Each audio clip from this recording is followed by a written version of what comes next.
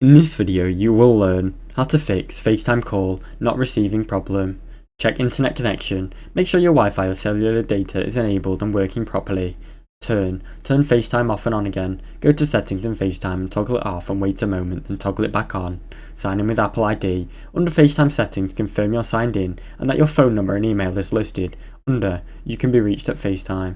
Enable FaceTime notifications, go to settings, notifications and FaceTime. Ensure allow notifications is on and alerts are visible on your lock screen. Disable focus or do not disturb mode. Go to control center and turn off focus or do not disturb as this can silence incoming calls or FaceTime. Restart iPhone or check software updates. Restart your device and go to settings in general, then software updates to install any available updates. Now you know how to fix FaceTime call not receiving problem. Thanks for watching. Don't forget to like and subscribe.